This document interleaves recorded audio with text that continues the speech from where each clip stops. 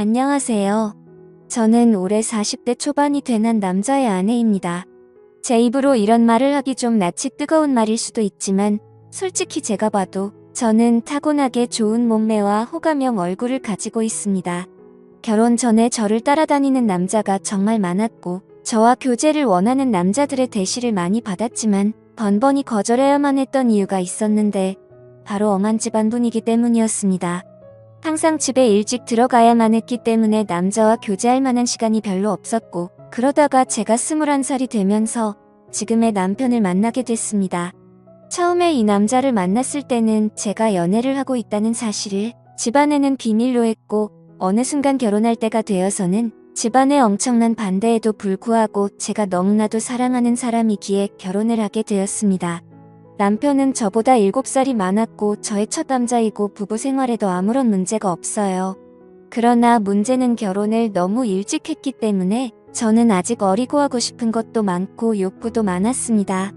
특히나 밖에 나가서 친구들과 만나다 보면 제가 결혼했다는 걸 상상도 하지 못하고 저에게 다가오는 남자들이 정말 많았습니다.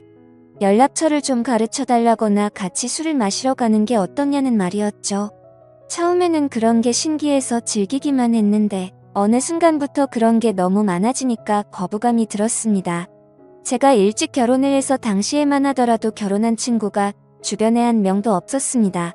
그러다 보니 친구들이 나이트에 가서 놀았던 이야기를 한다거나 남자친구와 만나고 헤어지는 이야기를 들으면 부럽기도 하고 저도 처음에 남편을 만났을 때의 그런 설레임을 다시 한번 가지고 싶다는 생각을 하기도 했습니다. 그러다가 정말 제 인생에서 큰 사건이 하나 터지게 됐습니다. 3년간 남편만 보고 살았던 저에게 한 번의 외도로 인해 저의 인생이 180도 달라지게 됐습니다. 정말 의도적으로 바람을 피운 것은 아닙니다. 저는 실수라고 말하고 싶지만 어느 순간에는 저도 제 자신을 주체하지 못하고 있더라고요. 제가 20대 초반이었을 때 그때까지만 해도 저는 다른 남자를 만난다는 것은 범죄라고 생각했고 인간으로서 쓰레기 같은 행동이라고 생각했습니다. 그날도 여느 때와 다름없이 퇴근하는 남편을 위해 요리를 하고 있었어요. 현관문 열리는 소리에 남편을 맞이하러 달려나가니 울상을 짚고 들어와 한숨을 쉬는 남편에게 놀라서 물어봤습니다.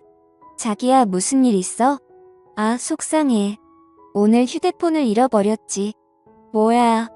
그 휴대폰은 산지 얼마 안 됐고 할부도 아직 많이 남아있는 상태였습니다. 저는 아쉽지만 그냥 잊어버리라고 얼마나 정신없게 일했으면 휴대폰을 다 잃어버리냐고 남편의 엉덩이를 토략거려주고 다시 하나 더 사면 된다고 위로했습니다. 그런데 문제는 그 다음날에 남편 번호로 저에게 전화가 왔어요. 여보세요. 저희 가게에 핸드폰 맡기고 가신 가족분 되시나요? 네, 누구시죠?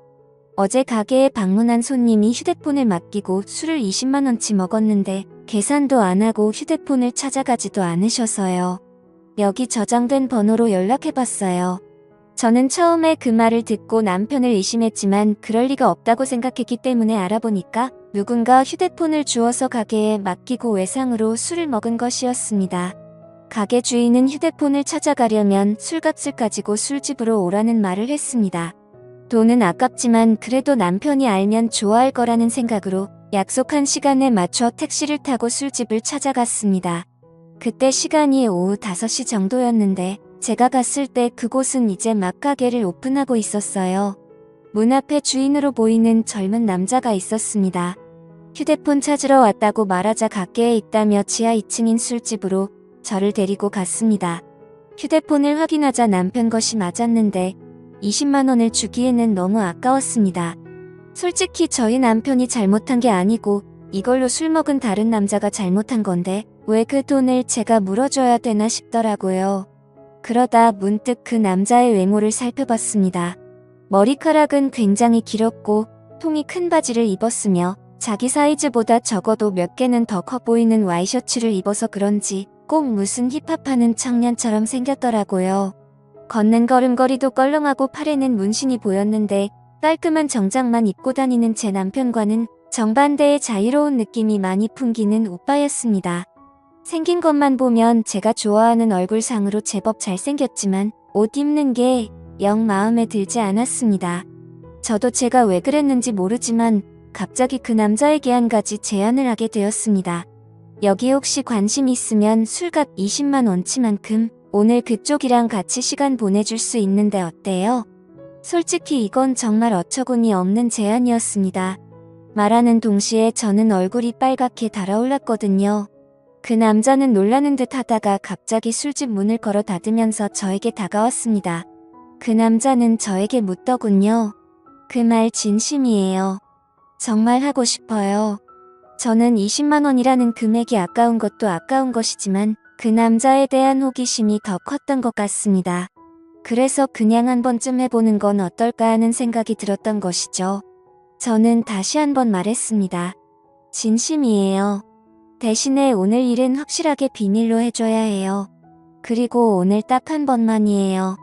그렇게 그 남자와 갑작스럽게 가게 안에서 일을 치른 후에 휴대폰을 돌려받고 집으로 돌아왔습니다.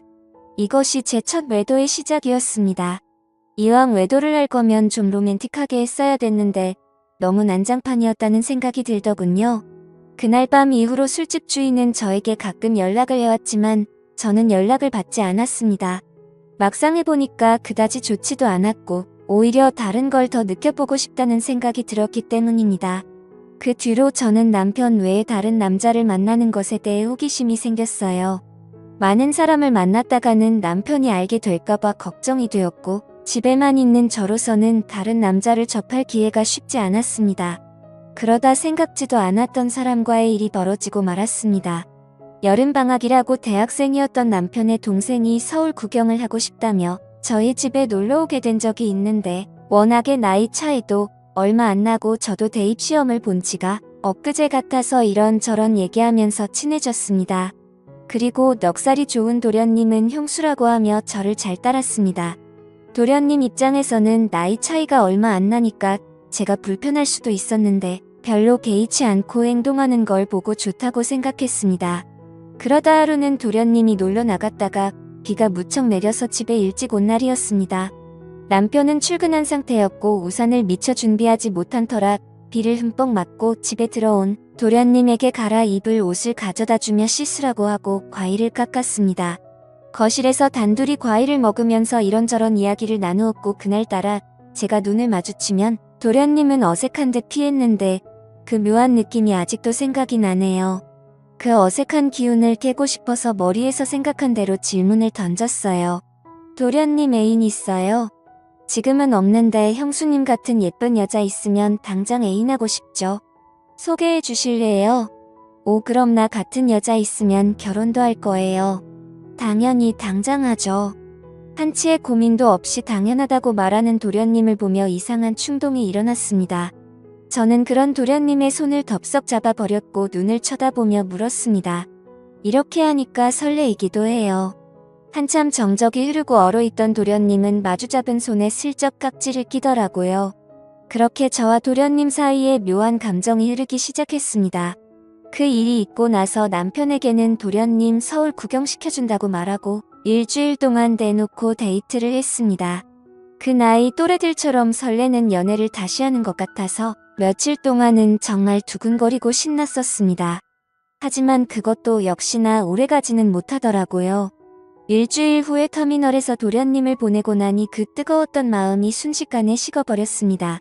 몸이 멀어지니까 자연스럽게 마음도 멀어지게 된 것이고 계속해서 저를 달래주지 않으니 저도 흥미를 잃게 됐습니다.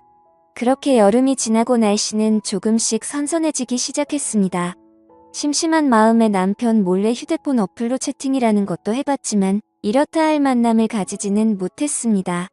제 주변 또래 친구들은 채팅하는 어플로 친구도 많이 사귀고 연애까지 하는 애가 있던데 이상하게 저는 별 볼 일 없는 남자들만 꼬이는 것 같았습니다. 그렇게 애매하게 시간을 보내다 보니 명절이 다가왔는데요. 저희 시댁은 춘천 쪽에 있었는데 연휴 전날부터 가서 신나게 명절 음식하고 설거지하고 집안에 하나밖에 없는 며느리라 몸이 부서지도록 일을 했어요. 언제까지 며느리가 이렇게 일해야 되는 거냐고 투덜거리기는 했지만 워낙에 나이 차이가 많이 나니까 대들지도 못하겠더라고요. 명절 다음날 아침에 친정집에 가려고 준비를 하는데 시어머님이 점심을 먹고 가라고 하셨습니다. 또 내가 밥을 차려야 하나 싶어서 순간 짜증이 확 났지만 얼굴에 최대한 티를 안 내고 있었는데 남편이 너무 미적미적대는 거예요. 빨리 준비하고 출발해야 하는데 준비를 하는 동안은 조금만 더 누워있다가 가면 안 되냐고 TV나 보고 앉아있고 정말 답답해 미치겠더라고요. 그래서 남편을 방으로 데리고 와서 밖에 들리지 않게 작은 소리로 말 다툼을 했습니다. 우리 부모님도 나를 보고 싶어 한다고 빨리 준비 안 하면 혼자서 가겠다고 말하면서 감정이 안 좋은 채로 친정집으로 향했습니다. 남편은 친정에서도 기분이 안 좋은 티를 숨기지 못했고 저는 그럴 거면 그냥 먼저 가라고 말했습니다. 화가 난 남편은 저녁에 볼 일이 있다고 하며 먼저 집에 올라간다고 하고 올라가 버렸습니다. 무슨 일이냐는 친정 엄마의 물음에 별거 아니라고 대답하고 방에 들어와 혼자서 분을 삭히고 있었습니다. 저렇게 마누라를 배려하지 못하는 남자인 줄 몰랐는데 정말 충격적이었죠. 싸우느라 못 봤던 휴대폰을 열어 메시지를 확인해봤더니 초등학교 동창 중 한 명에게서 연락이 와 있었습니다. 동창회를 하니 꼭 나와달라는 문자였고 오늘은 술을 꼭 마셔야겠다는 생각에 서둘러 준비를 하고 초등학교 동창회에 나갔습니다. 그 자리에 나가니 이미 20명 정도가 모여 있었고 명절인데 다들 할 것도 없이 이렇게 나와서 놀고 있냐고 조상님도 없냐는 농담을 건넸습니다. 그러자 친구들은 요즘에 누가 조상님 챙기냐고 우리끼리 재미있게 잘 먹고 잘 살자면서 술이나 마시자고 하더라고요. 졸업하고도 연락을 하는 친구도 있었지만 졸업하고 나서 처음 보는 친구도 있었습니다. 그래도 초등학교 동창이라는 유대감이 있었기 때문에 편하게 대할 수 있었죠. 그 중에 눈에 띄는 친구가 한 명 있었는데 초등학교 때 어린 눈에도 너무나도 도시아 애처럼 깔끔했었던 제 짝꿍이었습니다. 그 아이는 피부도 하얗고 공부나 운동도 잘했었기 때문에 어릴 적에 잠시나마 좋아했던 남자였어요. 제 기억상으로는 그 아이도 예뻤던 저를 좋아했었고 동네도 가까워서 자주 어울렸었던 기억이 납니다.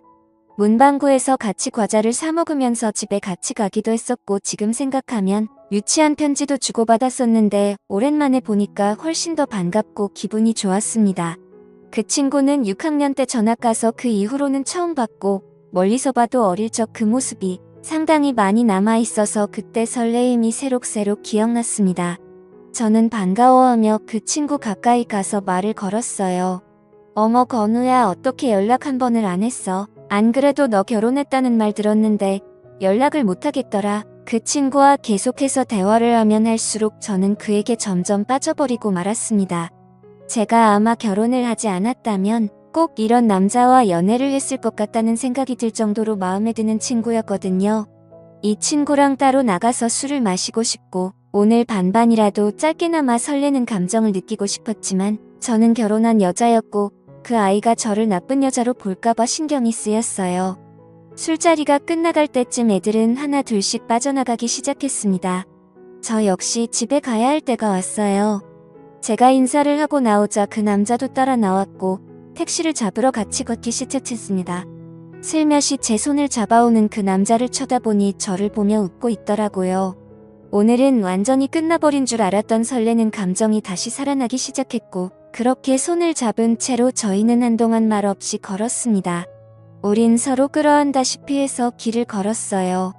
택시를 타면 금방 헤어질 것 같아 너무 아쉬워서 걸어서 집까지 갔습니다. 오랫동안 걷다가 도착한 저희 집 현관 앞에서 저를 물끄러미 쳐다보더니 제 볼에 뽀뽀를 하고는 부끄러운 듯 급하게 인사하며 뛰어갔습니다. 남편하고도 안 좋은 상황에서 그를 만난 건 정말 사막의 오아시스를 찾은 기분이었어요. 그 뒤로 저희는 종종 따로 만났고 제가 서울로 올라가서도 계속 연인으로 지냈습니다. 그러다 2년쯤 지났을 때 그 아이도 장가를 가게 되었고 그렇게 저희 둘의 만남은 끝이 나는 줄 알았습니다. 저도 중간중간에 다른 남자도 몇 번 만나봤고요. 하지만 정말 사랑이라 느낀 건 그 남자가 유일했던 것 같습니다. 저희는 결국 재회를 했고 40이 넘는 지금까지도 몰래 사랑을 하면서 만나고 있습니다. 저의 두 번째 서방님이고 이제 더 이상의 다른 사랑은 원치 않고 두 남자만 바라보며 살아보려 합니다. 너무 어린 나이에 결혼을 한 게 문제인 걸까요? 저도 가끔씩 제가 왜 이러는지 모르겠지만 도저히 빠져나올 수가 없습니다. 솔직히 말하면 왜 빠져나와야 하는지 잘 모르겠습니다. 이렇게 어리고 아름다운 나이에 기억에 남는 연애도 못해보고 결혼해서 답답하게 살다가 갈 바에는 이렇게 사랑을 즐기며 사는 게 더 남는 장사가 아니냐는 생각이 듭니다. 둘 중에 어떤 남자를 선택하고 싶지는 않아요. 상처 주는 여자가 되기는 싫거든요. 그냥 이렇게 두 남자를 바라보면서 사는 것도 충분히 가능해서 이렇게 살아가려고 하는데 무슨 큰 문제라도 되는 건 아니겠죠? 제 마음속에는 방이 2개이기 때문입니다. 지금까지 읽어주신 모든 분들 감사합니다. 구독과 좋아요, 알림 설정 눌러주시고 재밌는 사연 또 들으러 와주세요. 그럼 모두들 행복한 하루 보내세요.